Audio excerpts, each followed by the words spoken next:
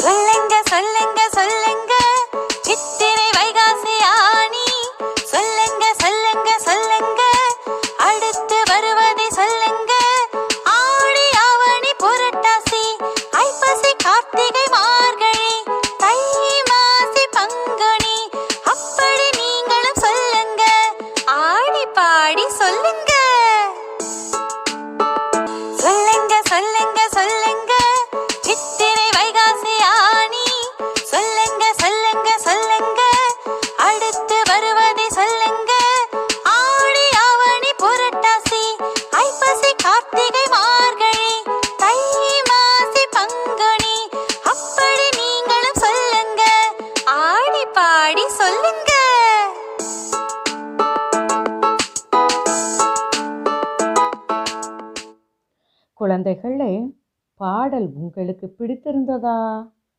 பாடலை கேட்டு ரசித்தீர்களா? வாங்க, பாடலில் கேட்ட தமிழ் மாதங்களை நாமும் சேர்ந்து படிப்போமா? தமிழ் மாதங்கள். முதல் மாதம் சித்திரை. சித்திரை. இரண்டாவது மாதம் வைகாசி. வைகாசி. மூன்றாவது மாதம் ஆனி. ஆனி. நான்காவது மாதம் ஆடி. ஆடி. ஐந்தாவது மாதம் ஆவணி.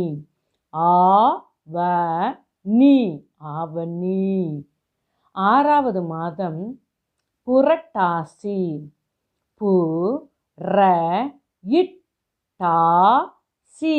புரட்டாசி. ஏழாவது மாதம் ஐப்பசி. ஐப்பசி. எட்டாவது மாதம் கார்த்திகை.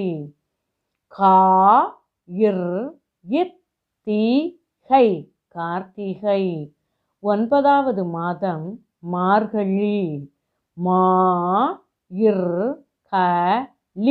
மார்கழி. பத்தாவது மாதம் தை. 11வது மாதம் மாசி.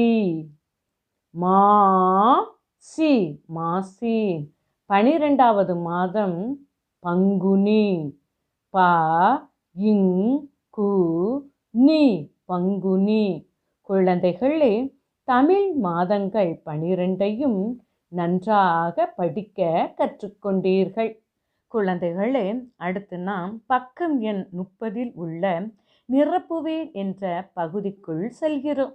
இங்கு ஒரு அழகிய கடிகாரம் கொடுக்கப்பட்டுள்ளது. கடிகாரத்திற்குள் கடிகார முட்களும் கொடுக்கப்பட்டுள்ளன. எலி ஒரு கடிகார முள்ளின் மேல் அமர்ந்து கொண்டு நமக்கு மாதங்களை வரிசையாக படிக்க உதவி செய்கிறது. இந்த 12 மாதங்களில் ஒரு சில மாதங்கள் விடுபட்டுள்ளது. வாங்க, விடுபட்டுள்ள மாதங்களை கண்டுபிடித்து எழுதுவோமா? முதல் மாதம் சித்திரை. இரண்டாவது மாதம் வைகாசி. மூன்றாவது மாதம் விடுபட்டுள்ளது. மூன்றாவது மாதம் என்ன மாதம் சொல்லுங்க? ஆனி என்று அருகில் உள்ள கட்டத்திற்குள் எழுதுவோம். நான்காவது மாதம் ஆடி.